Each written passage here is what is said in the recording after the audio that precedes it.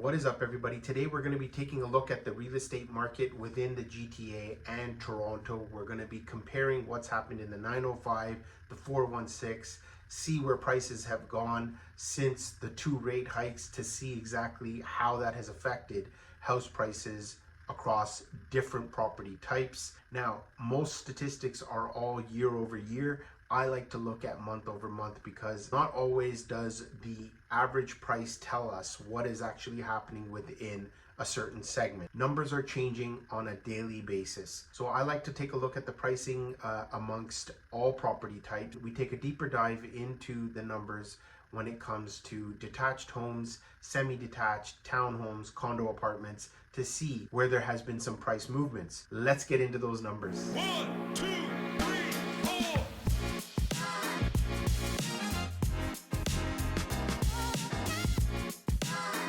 Hi, I'm Paul Sawhney. I am a realtor, mortgage specialist, and real estate investor here in the GTA. If you're interested in the real estate market, whether it is to buy a home, sell a home, or if you're actually looking for investment properties and learning how to get involved in multifamily, for instance, I highly encourage you to book a call via my Calendly link and we can discuss all things real estate. Be sure to like, subscribe, and share this video with people that you know that are potentially in the market looking for property or perhaps selling their properties. I hope that the value that is provided here will give you guys a little bit more insight into what is happening in the market.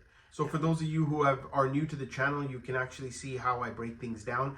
I look at the breakdown of the property type distribution. So in the GTA, we have detached representing 41%, condo apartments at 30%, townhomes 9%, semi-detached homes are at 9%, and condo towns are at 8%. Did these two rate hikes that the Bank of Canada has imposed really affect the market? So if you've been taking a look at the media outlets, I'm sure you probably heard the market has actually trended upwards. So here you'll see in Treb's report, when you compare year on year, the numbers were actually quite positive. So the market has gone up 4.2% across 416 and 905 area code. Is that relevant to you being a seller or even a buyer?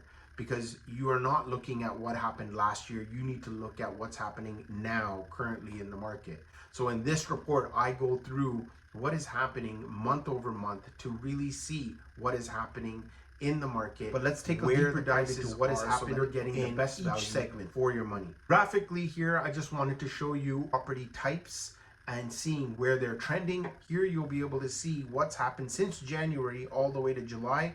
Now remember, June and July was when the Bank of Canada had increased their rates by a quarter point, and you can see now we are actually trending downward when it comes to the 416 area code here in pink, and in teal you'll see the 905, which also has dipped. Semi-detached have done the same thing, and now you can see there's quite a bit of a decline on both 905 and the 416. For townhomes, holding fairly stable from last month's numbers. Same with the condo apartments. You can see that they have also still trended downward. The 905 condo apartments have actually gone up. So if you take a look at what the actual median price of a detached home is throughout all of the GTA, it's about $1.3 million, which represents about $78,000 price drop.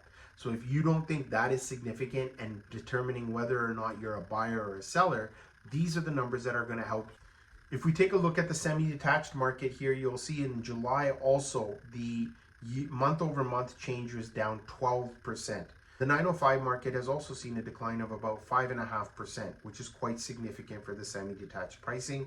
As moving on to townhomes, you can see now the price point has reached $1,019,000 in the 416. 905 market has a $940,000 price point. Condo apartments have also, you can see there was a slide of 2.24% in the 416 area code. The 905 had actually seen an increase of 3.31%. So condo apartments are trending upwards in the 905 area code, but in the 416 we have actually seen 2 month over month declines, equating to about 4% decline. But if you think that the numbers have actually gone up year over year, and that's a great thing, I highly encourage you to actually take a look at these numbers, understand them, pause the video so that you can get a better understanding of what is happening in the market.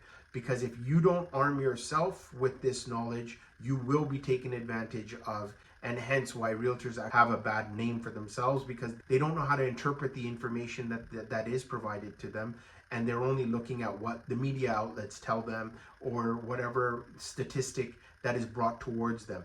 So I actually take a look at every month's data and I input it into one of my own spreadsheets so that we can really look at what's happening month over month. There's another really cool chart that I wanted to show you. This is actually showing what has happened for the last 3 years within a particular month, which is quite interesting. You can actually use this data then to say, where is the market really trending? Pause the video to see this and see where we are trending when it comes to year over year, month over month. So you can see obviously the 2022 numbers where prices were so high that we haven't really reached those peaks of February. But if you look at how far July's prices or even June's prices have come, and where they lie in comparison to those peaks in 2022, the market has made some serious ground. Be sure to like, subscribe, and hit that notification bell if you do find this content of value, as it definitely helps the algorithms and myself to make more videos like this to help my followers.